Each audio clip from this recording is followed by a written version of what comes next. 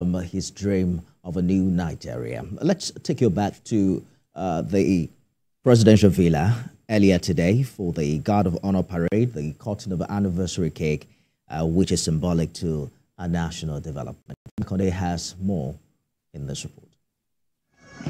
President Bola Tinubu arrived at the forecourt of the presidential villa, escorted by the police mounted troops and the guard brigade bagpipers. He first inspected the quarter guard before mounting a platform to take the national salute. President Bola Tinubu is here as the special guest of honor and Commander-in-Chief of the Armed Forces of the Federal Republic of Nigeria. He inspected the full guard of honor mounted by members of the Presidential Guards Brigade. Later, President Bola Tinubu and his guests were treated to a military spectacle. The Color Party also took the flags of the armed forces on patrol as an indication of their readiness to defend the sovereignty and integrity of Nigeria. Later, there was a silent drill by the platoon of the Guards Brigade. The purpose is to exemplify the discipline and professionalism of the Nigerian Army, featuring the synchronization of steps and mastery of weapons. Beyond the military drill, President Bola Tinubu's guests looked regal as they were mostly clad with fabric of the national attire unveiled by the First Lady, Oluremi Tinubu. The fabric, designed by a 25-year-old graduate of the University of Ibadan, was picked after a competition organized by the Renewed Hope Initiative. This is seen as a symbol of national unity. If we are to become... The president's message in a statewide broadcast resonated here among cabinet members and other invited guests. It was an acknowledgement of the prevailing challenges in the country. The youth, like the president also duly recognized, constitute over 60% of our population by demography. And I believe that the time to listen to the youth is not just when they are on the streets protesting. If we could hear them loud and clear when they are protesting, we should be able to even hear them louder when we are all seated. And for the first time in the history of this country, we have a president that listens to us. We have a president that when we go to and we go and plead and said this is what we want, he's ready to listen. The military parade in commemoration of the country's 64th anniversary was also beyond the aesthetics. It depicted the strength, capacity and professionalism of the armed forces of the Federal Republic of Nigeria. The anniversary cake cut by President Bola Tinubu in commemoration of Nigeria's 64th independence anniversary. This is also symbolic of the national cake or the Commonwealth of Nigeria, which President Bola Tinubu says his administration will ensure everyone gets a piece of it. Femi Akode, TVC News, Abuja.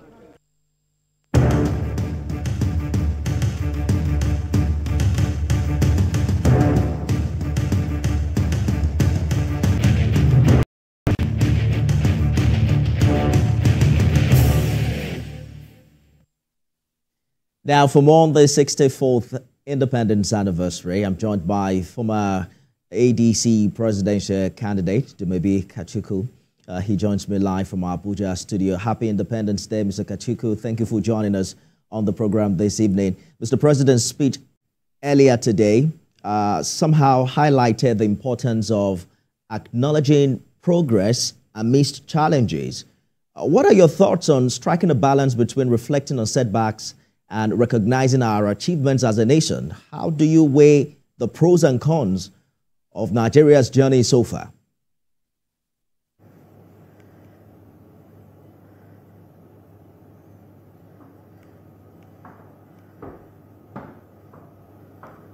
Thanks for having me in your program. It's a good question. I believe that the speechwriter definitely had a very difficult time, but obviously when you look at the body politic, you look at the situation within Nigeria today, what do you write for the president to say to Nigerians at a time like this, when obviously all we see are the challenges that face us? So the speechwriter struggled, and the struggles came throughout the speech. So the president took us back down memory lane, to the creation of Nigeria, and talked about our founding fathers and what we should look forward to, what we should expect. But what surprised me the most about the speech, that the critical issue facing Nigerians and all Nigerians today is the vexatious issue of subsidy removal and the cost of fuel, the rising prices of goods and services in Nigeria. And the president did not address that in his speech. And I'm sure for a lot of people, that caused a lot of anxiety. The president devoted, I think, a paragraph and a half to security, where I must say that it's clear that the presidency, they are doing quite a good job in taking on the fight to the terrorists in the northwest and the northeast. You can see that it's no longer business as usual, where it seems that people could just waltz in through the borders of our country and take on a sovereign nation.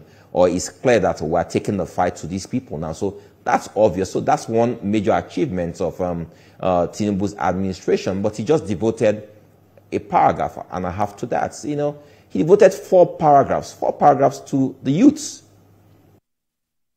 Tensions, it will always boil down to implementation. And we can see that the failure of this government is in the area of implementation. So he speaks about the youths. They have a national youth fund, about 100 billion naira, and the Ministry of Youths. And if you ask about implementation today, I don't believe it's up to 10%. I don't believe they are really doing much there. There are a lot of areas where all the good policies that the president comes up with, speaks about, and when you speak about implementation, you don't see that they are being implemented as seriously. So this is what frustrates Nigerians. Every day, as a business owner myself, they recently passed the minimum wage bill, 70,000 naira now, and we've been told it's against the law for you to pay anyone less than that. The issue is, how are businesses going to cope with that? What are they supposed to do? Businesses are folding up. I felt that the economy should have been addressed squarely. Whatever policies, programs the president has for the economy should have been addressed squarely. This was a good opportunity for him to tell us exactly what, instead of speaking in general terms, he should have given us specifics as to what he was going to do to fix the economy. I felt that the speech was lacking in that. Like I said when I started, the speech writer definitely had a difficult time crafting this speech, because the issues are very, very, very, very serious, and obviously it's difficult to try and take a lot of these things in one speech. Tell that you have taken time to scrutinize Mr. President's speech, identifying what you call the great omission about the price of fuel. But when you ask the question, how will businesses survive? I thought you provided that answer in your daily nugget, which you shared some 10 hours ago. According to you, I think you were asking the question of how do we survive? And you're saying it is now a world of needs and not want. This should be the question every one of us should ask before we make any purchase. Do I need this or do I want it? Is that more or less like a comic relief for you? Or you think that Nigerians can really understand that position as to how to cope in this time?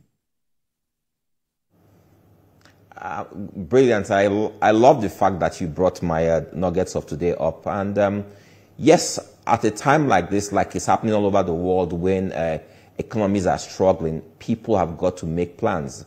What's your plan B? You need to cut costs. That's the smartest thing to do. Now, if people are cutting costs in order to survive the grueling economy, the government should also be cutting costs. But the people are frustrated because they don't see the government to be cutting costs. So you understand the dilemma of the Nigerian people. So we know what we should be doing. We are trying our best. People have downgraded from 3 meals to a meal a day. Some people do 2 meals in 2 days. So people are doing whatever they can do because they must survive. But what is the government doing to show that they are in tandem with the Nigerian people? I think this is the disconnect people have with the government. I always say this. any president, even if if we had a President Peter Obi or a President Atiku or a President maybe Kachiku, any president at a time like this will struggle because Nigeria in the year 2024 is facing critical multifaceted issues. And you cannot solve these problems in one day or 1 year. You can also not solve these problems if you don't have the Nigerian people working in tandem with you. So I have always said the first task of this president is to bring all Nigerians together under the green, white, green of our flag. Nigerians are still fighting or reeling over the last elections, where you have a large group of Nigerians who are still feeling vexed or injured about the elections, and the president has not shown what I call leadership in managing that issue, in bringing these people under his family, under his umbrella, to say, whereas these elections didn't go how you expected it, but I need you guys to work with me to make Nigeria work again. It's like the president has all these schemes that he's doing for Nigerians, but the Nigerians are not with the president. They are not showing signs that they are supporting his government. And we all have a role to play in making Nigeria work. Those people who don't want to work with the president are destroying Nigeria. A president who doesn't understand that these people are not working with him, who needs to bring them under the roof, he's also not doing right. So our roof keeps on leaking, and we are facing the same problems every day. So yes, he's doing a good job in areas of security. Yes, he's doing a good job in his efforts, in his social schemes, in disbursing money. But it's one thing to disburse money. It's another thing for the monies to get to the people that the money has been disbursed for. We saw how much the last government disbursed in the area of agriculture, and how much the CBN disbursed. But when you look at it, when you check the figures, do the monies get to the farmers or to the farms? No. So that's what these presidents have to critically look at. You see, for the last 3 weeks, 1 month, they've said they're going to change ministers. What does that do to the psyche of any minister? He stops working. He's afraid that he's going to do the job, and not much is being done in the ministries today as we speak, because everybody's waiting to see what's going to happen.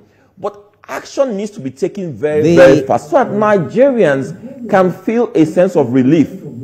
The expectation for Mr. President is that if farmers are able to return to those areas, to those farmlands they left because of insecurity, it will boost production and eventually drive down the cost of living for many Nigerians. I think time would tell whether or not the speech was inspiring enough. One of the things you have said in one of your nuggets is the need for, if our negatives pull us down, our positives must also pull us up. And we're going to see if Mr. President has been able to achieve that. But recently, you called an end to the last protests due to loss of lives. And you saw in Mr. President's speech how it took time to express his intent to engage young people.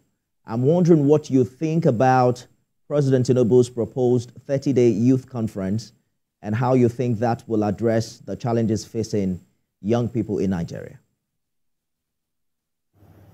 I think that's a brilliant idea. Like I said, the president spent a better part of his speech addressing the youths. Obviously, this is in reaction to the recent protests and all the planned protests, okay? So the president understands that the youths are aggrieved, that the youths are vexed right now, and that he needs to do something. So, like I said, he's making grand and good plans in those directions. It always boils down to the implementation. So I like the fact that he acknowledges that he needs to do something about youths, who he said make up 60% of our population. I like the ideas. I like the things he's trying to do in those areas. Let's see about the implementation now. That's when we can then know if it's actually working. Like I mentioned, the president has already ongoing 110 billion National Youth Empowerment Fund. Is that money being disbursed? How many people have benefited from that scheme? So the president is doing all of these things, noble things that he needs to do. But it's about the people who is entrusted to do these things. Are they doing what he has asked them to do? So schemes are good, ideas are good. It now boils down to the implementation. I always say this, like you mentioned and alluded to my daily nuggets. I speak daily about Nigerians' servitude, Nigerians doing their bit. They must work with government. They must support government. Government is not in isolation or an island unto itself. The Nigerian people are a part of government. The people who work in government are Nigerians like you and I. There's nobody I know whose his name in his passport is government. Government is made up of Nigerians like you and I. So the people in being disconnected from government or from Nigeria are causing harm to Nigeria. We all have a role to play in making Nigeria work for everyone. This government right now, the private sector is dealing with the huge Japa syndrome.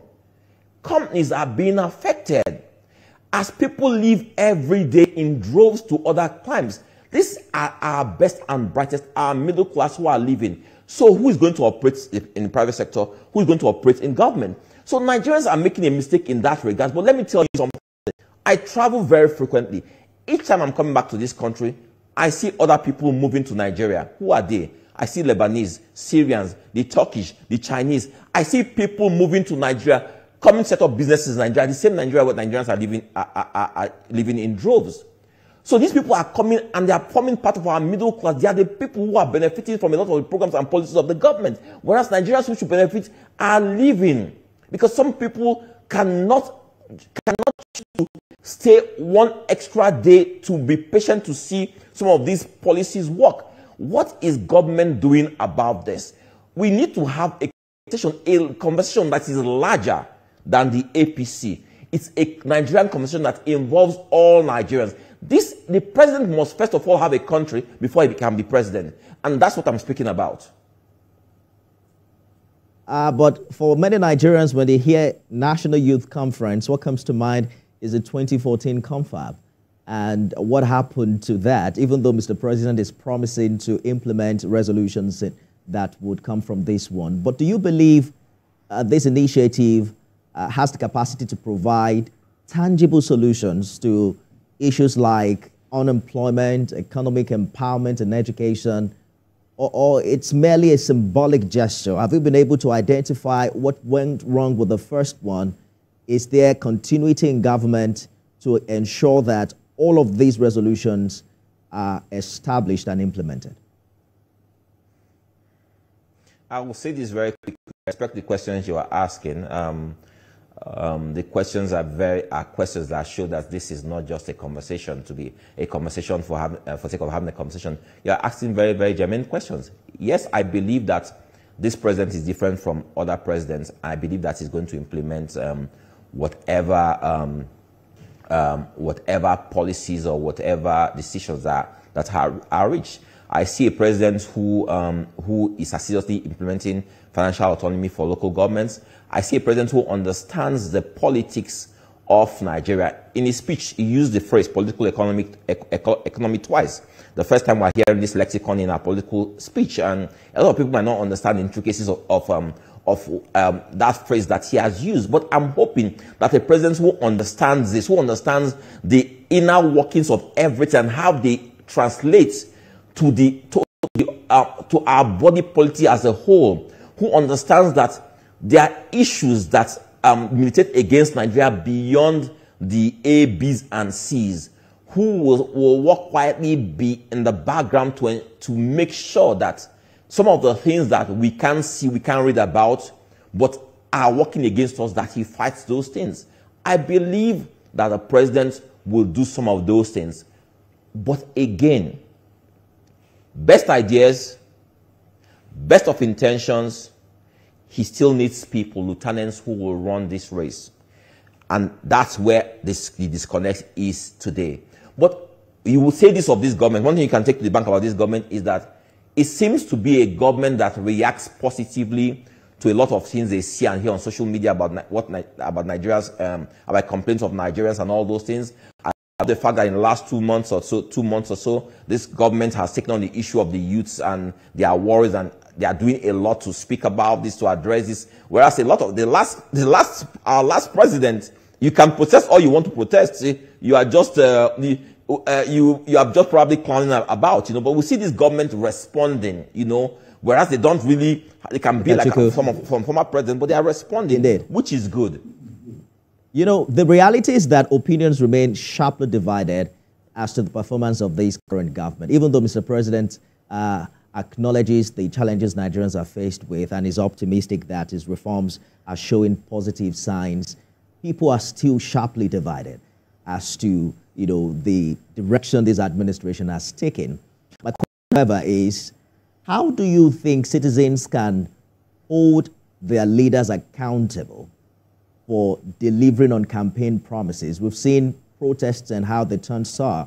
We've seen some other forms of civil disobedience that have impacted drastically on the economic reality of the Nigerian people. 64 years after independence, have we been able to come up with, acceptable format of how Nigerians can call government to, action without necessarily disrupting their governance? Well, that's what social media means to this generation of Nigerians. But the challenge we have is that people don't use social media positively. It seems that a large part of our population are more interested in using social media for skits and jokes. I see sometimes when government is tweeting about something serious or something that affects the same youths who are complaining, that these people, because they sometimes don't understand or sometimes don't know what government is talking about, they don't see how they can benefit. Perhaps that's why the National Youth Fund is not being disbursed, because maybe a lot of Nigerians don't know about it. They rather complain on social media. I always say this, I was part of student union movements. When people want to protest, when people want to go on strike, they don't give you notice. Youths don't give notice. The day they are fed up, they will go out on the streets. So I always say this so-called protests that we're seeing, are witnessing, when they're always giving you 30 days notice and what have you, these protests are just, they are what I call a sham or a scam, When the people are truly fed up, no one is going to tell them to go out and truly protest. So what we see are people who are bargaining in the background and doing a lot of stuff and all those things, But it's good that the presidency or the president seems to talk to them, and because people are truly going through hard times. People are struggling. Businesses are closing, and what do you? How do people protest? I will say one way of protesting is to start having more town halls to speak about these issues. But beyond speaking about the issues, we need to start focusing on solutions. You will see that every time on social media you see things going viral, it's our people complaining about what government has not done.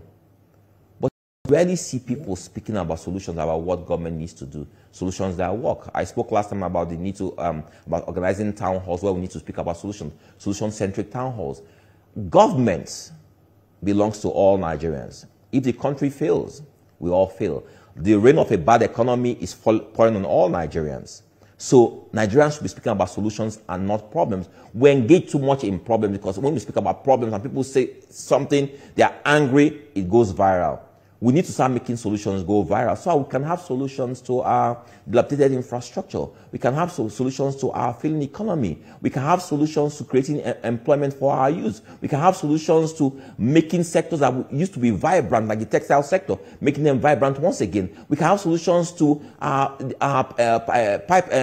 oil theft. We can have solutions to the migrant issues, our education sector that just seems downhill every day. I agree. When we start speaking solutions to all of these things, the government will listen. I agree that we cannot exhaust all of these issues in a single conversation. Nigerians are pregnant with hope. We are hopeful that the renewed hope will be delivered in the lifetime of this administration, and that this government will be able to match words with action. ADC presidential candidate in the 2023 election, Dumebi Kachukwu, thank you so much for talking to us on the program this evening. Thanks for having me. After the break, we'll dive into the economy and measures to cushion the hardship. Stay with us, everyone.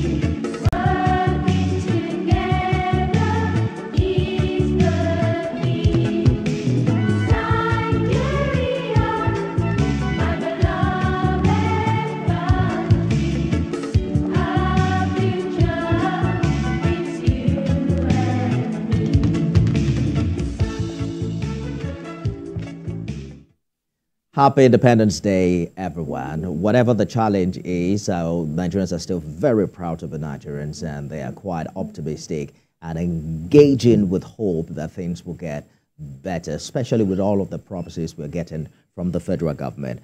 As Nigeria marks its 64th independence anniversary, economists say that government must ensure Nigerians have access to the basic needs of life. This call is coming against the backdrop of the current economic challenges. Correspondent Abimbola Agbebi has details in this report. Nigeria, the most populous black nation blessed with vast natural resources, has continued to battle poverty amidst its abundance. Many say access to basic needs of life is fast becoming a dream than a reality, as the country continues to have more people who are perpetually in a state of need, relying on others for survival. Now, research shows that the struggles of the poor include limited access to basic necessities like food, housing, healthcare, education, and employment opportunities. The poverty is so terrible. We need to really pray hard that things must change. People are dying. The thing is getting worse. As the country marks its 64th independence anniversary, Nigerians say they're again reminded of a country known for its abundant resources, but still lives in abject poverty. If we can have people use what is meant for the public, and take what is meant for them, we'll have our country growing. Why we are not growing economically is because people are taking what we are supposed to use in developing our economy. They're taking them away. There's a lot of hunger in the land presently. A hike on the fuel prices is a catalyst to many problems in Nigeria today because transport, house rent, and everything has went up. We have more than enough, but we are living in poverty. We are suffering. Everybody is crying, both the rich and the poor. Nigeria 64. For me, I don't think we need to celebrate it because every Nigerians are not happy. America now, will be one sherry on the live. So kí ló wá ṣe ti tàwa Nigeria. Ẹjọ́ káwọn ìjọba wa kàn bá wa sọ ìlú yìí kàn bá wa sọ dẹrọ. Idu Okpeyemi is the founder of a non-profit organization. She has in past years fed thousands of children living in low-income communities in different parts of the country. Her experience with persons living in marginalized areas gave her a clearer picture of what it means to live in a country that boasts of plenty but has a large population of its citizens struggling to survive. When you see a child that is malnourished, you would know. Seeing them like that, some of them come to the events ground without slippers. Some of them come with torn clothes. You would even see their parents trying to also get things for themselves because there's really nothing at home. Things like that. When we go to schools and then you see children with no slippers, no shoe, not socks is luxury now. They have no books. Calling on the government to really focus on these marginalized communities. These communities that people don't go to. Like we've been to Odetta, we've been to some other communities in Ibadan, and then a lot of people are saying nobody has been there before. Nobody really goes to all of those places, and I'm wondering what is our government doing. Huda Yusuf, an economist, talked about the demographic structure of Nigeria, among other endowments, which makes it more of a blessing than a liability, but for long-standing issues ranging from an economy that has dysfunctional policies that were inherited by the present administration. It is not for nothing that a lot of investors want to come here and set up or want to come here to sell one or two things. It's because of the size of the population. Efforts made to reset the economy in the last 1 year is stated have further aggravated the level of poverty, with about 40.7% of Nigerians projected to live below the poverty line by the end of 2024. What then is the way out as Nigeria turns 64 amidst these concerns? I'm hoping that the economic stabilization plan will bring some succor. But what I will also suggest is that no economic reform is perfect. And that is why, in the light of the consequences of the reforms, particularly the social cost of the reforms, there's a need to regularly fine-tune the reforms to ensure that the pressure on the citizens is not as much as it has been. While some Nigerians have remained optimistic about the future of the country in spite of its many woes, while others have completely given up hope.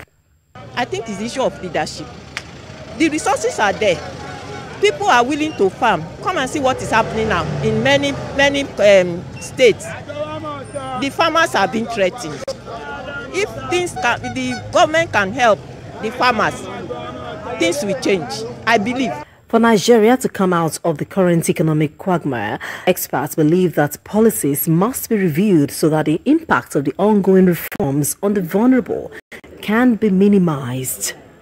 Abimbola Agbibi, TVC News, Lagos. Well, our next story appears to paint a more optimistic picture, and it's talking about Nigeria's remarkable economic achievements, which are considered to be a source of great pride. As of 2024, the country emerged as one of Africa's largest economies and ranks among the global top 20, driven by growth in sectors like agriculture, the creative industries, and the digital economy. Well, that's the message from the national president of NASIMA. NASIMA is National Association of Chambers of Commerce, Industry, Mines, and Agriculture, Dele. The agency explains the challenges and successes highlighted by the commissioning of the Dangote refinery, which is a testament to the ingenuity of the Nigerian private sector. National President NASIMA, Mr. Dele, joins me live on the program this evening. Happy Independence Day to you, Mr. Oye. Thank you so much for joining us. It seems that there is a part of this economy that you understand better than most of the people we just spoke with in that report. Where are you getting these figures from? How come many of us are not feeling it? Well, first of all, thank you for this opportunity. We are the operators of the economy. What I mean by that is NASIMA is the largest private business organization in Nigeria. We have 72 locations in Nigeria where we operate from. That is through our city and state chambers of commerce. So they are heavily involved, both at the national, subnational, so at the local government level. There's no other organization like NASIMA, Nigeria's Chamber of Commerce in Nigeria, with such reach, both at the grassroots and in all our major cities. So we feel the vibes from our people. That is the basis on which we make the commendation to Mr. President and Nigeria. So if you compare to what was predicted for Nigeria before this government came in, the impression is to transform Nigeria to the current travails in the Middle East, that Nigeria will have by now scattered and that there will be no nation to call one. That is why we congratulate Mr. President first for encouraging the cohesiveness, most importantly, still being together as one good country. Interesting way you have put it, but I'm also looking at some concerns that you've expressed recently, and it's about CBN's decision to hike the monetary policy to 27%. But if you listen to Mr. President today, he seemed to have highlighted what he called CBN's disciplined approach to monetary policy management, citing stability and predictability in the foreign exchange market. How do you reconcile your concerns with Mr. President's outlook, considering the potential impact on business and economic growth? Well, first of all, I don't want to disagree with my president today, but as an operator, I will tell you that the CBN has not done very well with the private sector, because all the policies of the CBN have been targeted at the private sector. There's been no same discipline extended to the public sector. And I've had time to react to the CBN earlier that the way the private sector is almost being put out of the economy, all the various government agencies, they're all raising bonds. So most of the banks don't give us money anymore. They are more interested in giving the bonds because they are making over 20% on the bonds. So they've actually put the private sector out of business, at least in the market space. And the second other issue is the issue of the exchange rate. It has gone from bad to worse. So I don't see what hope we are getting from there. From a naira that is trading over $2,000 to a pound. or to about 1.7 now in the open market, the US dollar. There's no way you can plan. To even couple with this, it seems as if the fiscal policy is not talking to the monetary policy. We don't have a 2024 fiscal policy. So in a nutshell, I completely disagree. We in the private sector will completely disagree with CPM policy as it affects business. It will not be business friendly, it will not be able to stabilize the naira. Most importantly, there is even no measure to know. The naira should not trade more than 1,000 naira to a dollar. It should not. And most of my members in the manufacturing sector, they have goods that the manufacturers send, they are not able to sell. It's too expensive for the people. So the CBN has not, for our own assessment, has not been market friendly to the private sector. And I've suggested to the CBN governor the opportunity we have that you can deal with the public sector easily. He said the issue of, he's talking about the issue of that is a political issue that they cannot be seen to be doing submergence. I said it's very easy. Get your banks, you regulate the banks, give them a sectoral allocation. You shouldn't fund any public sector more than 20% of your loans portfolio. If you do that, nobody, if a UBA gives that kind of directive, nobody's going to accuse the CBN of controlling the subnational. So we have many ways of killing a rat, and I think the CBN should engage more with the risk stakeholders, not only the risk stakeholders are people who use their facilities, the loans, people that run businesses.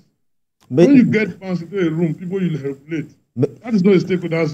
Mr. Oye, do you see some silver lining in our dark clouds with the optimism that Dangote is sharing that we're probably going to mop up the 40% exchange rate that we usually spend on importing fuel? Is that something that you expect will make significant impact? I can tell you as a private sector, the Dangote refinery stands a huge chance to change most of our challenges. The government has to give him more enabling environment. There's nowhere in the world the government does not support its own. If you look at what the Chinese are doing with their private company through their Exim Bank, they give them all the support. And that is why we'll be writing to the NPC and the NUPROC to make sure they give everything Dangote needs. Because if Dangote is able to take off our energy needs locally, most of the people who buy foreign exchange to import are they have the highest demand for fire effects. So, and there's no reason with telling us that you prefer to, as part of your energy dependence, you must import, even though Dangote can meet the requirement. I've never heard of that anywhere in the world. If Dangote refinery were in Cotonou, we will all be going there on pilgrimage to beg him. So we should not undermine him. Do everything we need. It will solve two problems for us. It will solve the problem of demand for FX. It will cure that, and that will give more money to the private sector, other sectors of the economy. So we need to see it from a very global perspective and find a way to encourage him, make sure that whatever is required for him to succeed. And I'm very happy when the government did the Naira to Naira arrangement with Dangote. We have not seen the full effect. If some independent marketers say they want to import, we should have a policy to protect our own. What are they importing for? How should they be competing with him? As far as we know, the price we're going to get from him is far below that, then we should encourage him. The Naira to Naira business.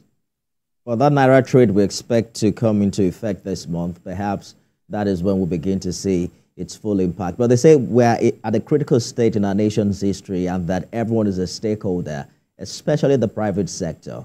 How do you think the private sector can better contribute to promoting unity and stability? Are there sacrifices that the sector also have to make? We've always made the sector, we have only one country. The highest stakeholder in any government is someone that has invested.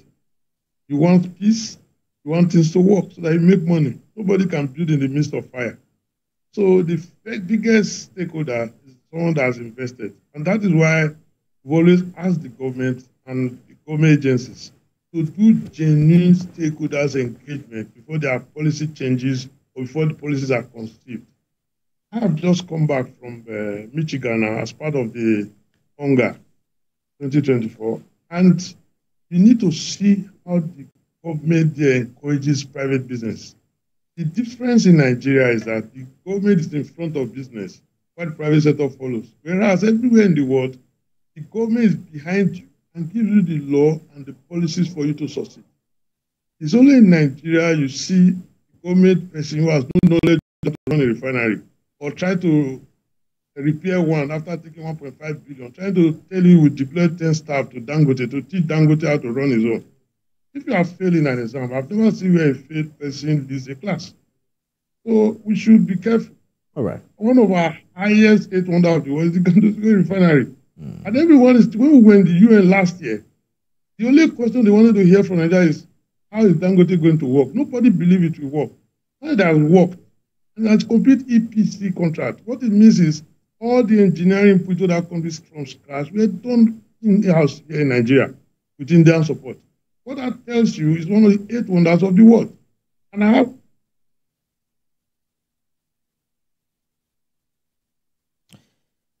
Well, I guess we lost connection with Mr. Adeloye, who's national president of NASIMA. The conversation ongoing. Nigeria is 64. The expectation from government is top-notch. They are also promising that it does look like things are taking shape, especially the reforms, according to Mr. President, are beginning to show positive signs. We're looking forward to that, and hopefully we're going to see how that will impact on nation building and indeed the quality of life for Nigerians moving forward. Mr. Adeloye, that's our time on the show today. Thank you so much for your contribution. We're going to continue this conversation subsequently. That's our show today as well. You can watch it again at midnight and at 6 a.m. tomorrow. I am Nifemi Ogutoye. See you again on the news at 7.